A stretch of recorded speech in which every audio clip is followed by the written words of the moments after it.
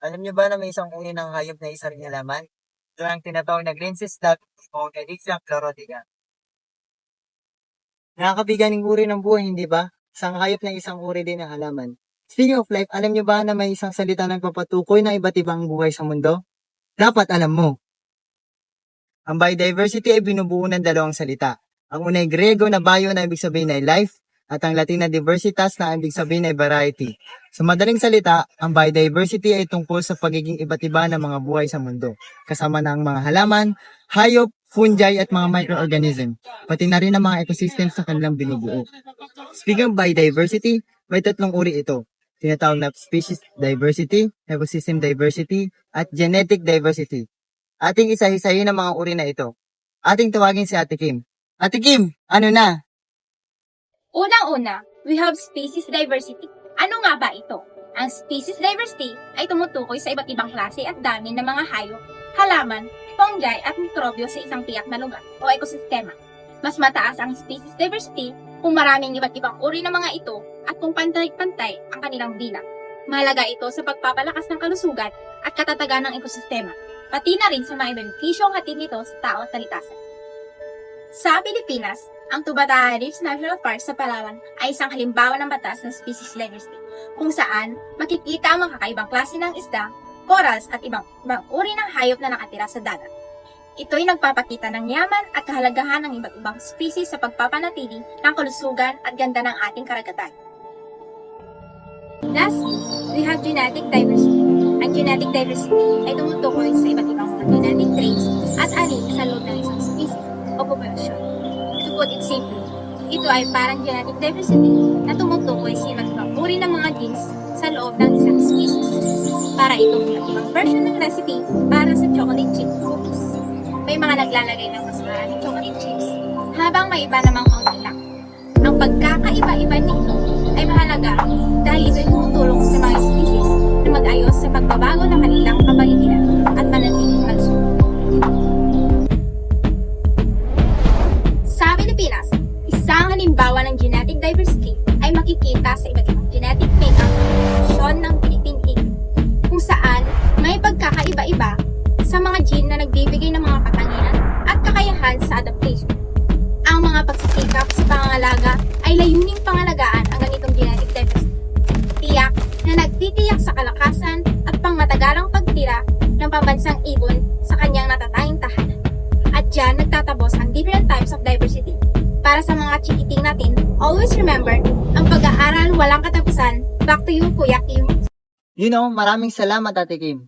Ngayon, ating tignan ang interaction ng tatlong uri ng biodiversity. Ang tatlong uri ng biodiversity, genetic diversity, species diversity at ecosystem diversity, ay magkakaugnay at nag-interact sa iba't ibang paraan. Ang genetic diversity ay nagbibigay ng batayan para sa species diversity, habang ang species diversity naman ay nagpapalakas sa ecosystem diversity sa pamamagitan ng pagpapalakas sa struktura at function ng mga ecosystem. Sa kabilang banda, ang genetic diversity ay nakakaapekto rin sa ecosystem diversity sa pamamagitan ng pag-aayos ng adaptabilidad at pagiging resilient ng mga species sa loob ng mga ecosystem. Ang pagpapanatili ng biodiversity sa lahat ng antas ay mahalaga para sa kalusugan at pagiging sustainable ng natural na mundo. Napakaganda at napakagaling na mundo. Sa ngayon, atin naman pag-uusapan ang distribution ng biodiversity. Tandaan, ang diversity ng flora at fauna ay nakadepende sa klima, altitude at lupain, kasama na rin ang presensya ng iba't ibang species. Unang-una, ang klima. Ang biodiversity ay nakakaapekto sa klima sa lokal, regional at global levels sa pamamagitan ng pagbabago sa land. Sa pagbabago naman sa land, mayroon din pagbabago sa klima. Vice versa, kumbaga. To put it simply, ang klima ay nagtutulak sa pagkalat ng biodiversity sa pamamagitan ng pag-shift ng habitats at pagtukoy ng saklaw ng mga species. Habang ang biodiversity naman ay maaari makaapekto sa klima sa pamamagitan ng pagsisesquester ng carbon, regulasyon ng klima, at pagsisimula ng mga feedback loops na maaari magdulot ng mga pagbabago sa klima. Sa kabuuan, ang klima at biodiversity ay magkakaugnay, at pag-unawa sa kanilang mga interaksyon ay mahalaga para sa epektibong pangangalaga at pagtugon sa epekto ng pagbabago ng klima sa biodiversity.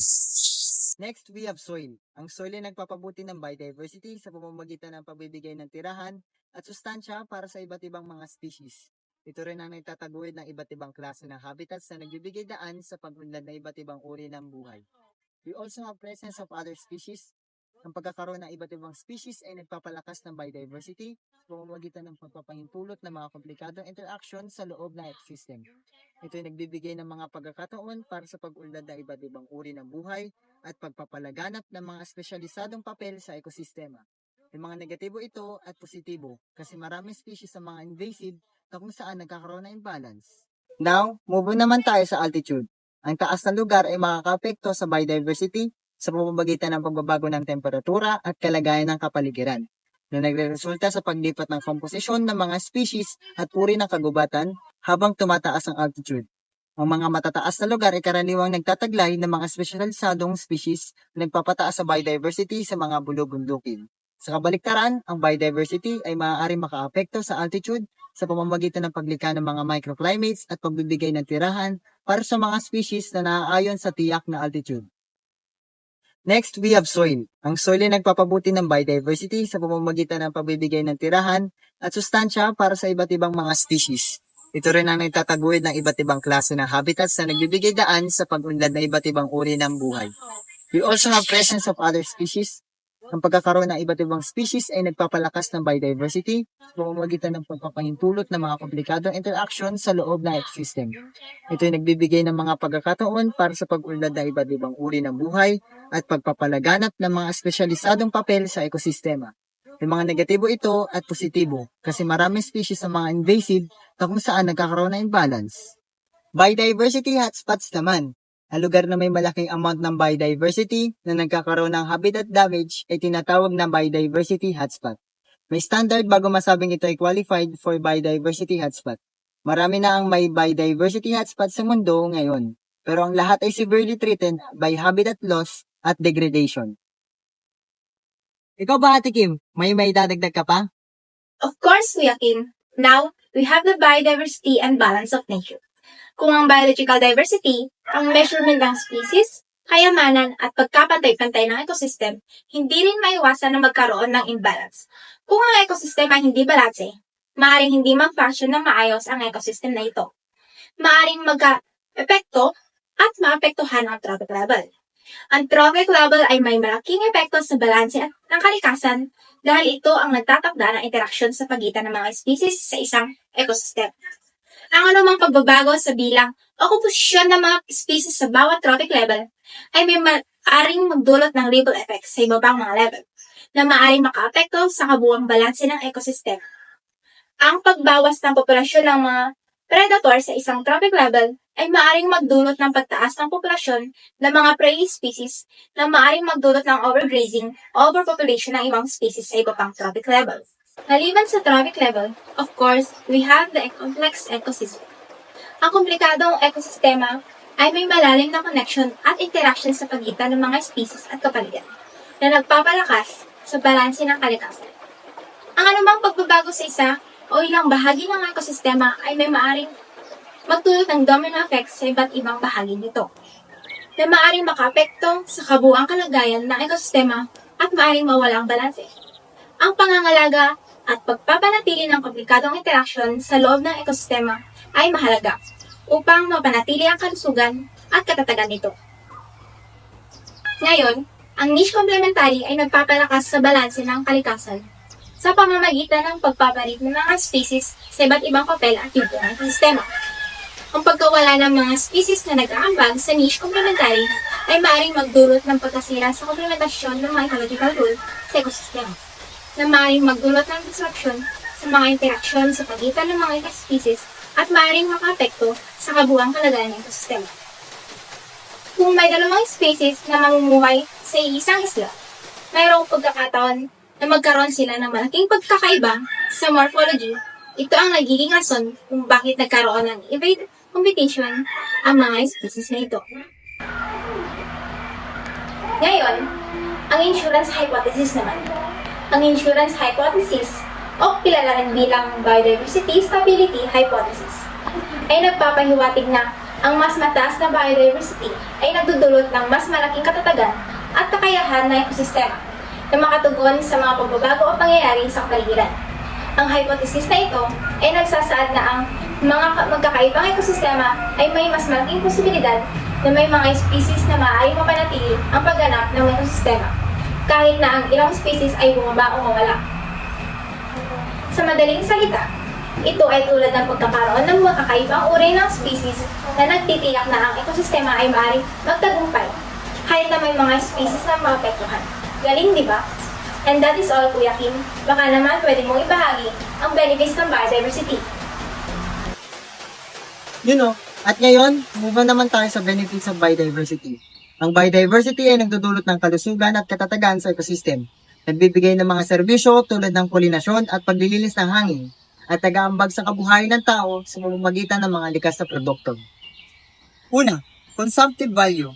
Ang consumptive value ay naglalarawan ng halaga ng mga likas na yaman na direkta at aktibong ginagamit ng tao para sa kanilang pang-araw-araw na pangangailangan, gaya ng pagkain, kagamitan at iba pang produkto. Ito ay nagpapakita ng kahalagaan ng biodiversity, hindi lamang sa ekolohiya, kundi pati na rin sa ekonomiya at kabuhayan ng tao. Sa Pilipinas, isang halimbawa ng consumptive value ng biodiversity ay ang paggamit ng mga lokal na komunidad ng iba't ibang uri ng halaman at hayop bilang pangunahing sangkap sa kanilang mga pagkain at halimbawa nito ay ang paggamit ng mga halamang gamot tulad ng nabinti, sambong at siyang gubat sa tradisyonal na gamot. Pati na rin ang pangangaso ng isda at iba pang yamang dagat bilang pangunahing protina sa kanilang pagkain. Ang non-consumptive value naman ay tumutukoy sa mga hindi direkta at aktibong benepisyo na hatid ng biodiversity. Kabilang mga serbisyong ekologikal tulad ng carbon sequestration, water purification at habitat for recreation. Pati na rin ang estetikong halaga at spiritual na kahulugan na hatid ng likas na yaman.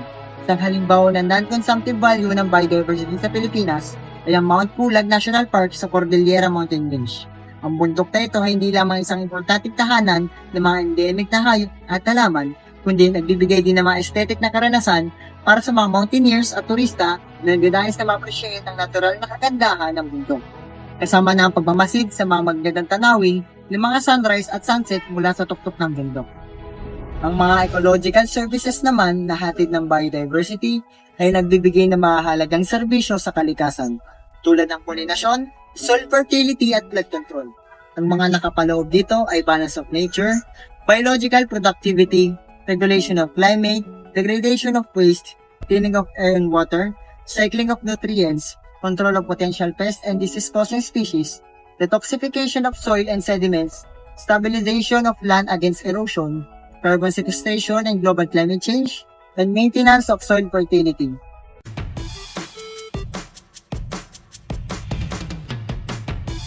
Kapag tinitingnan ng mga penguins, chill na chill lang sila. Pero sa totoo lang, ang kanilang mga lahi nanganganib.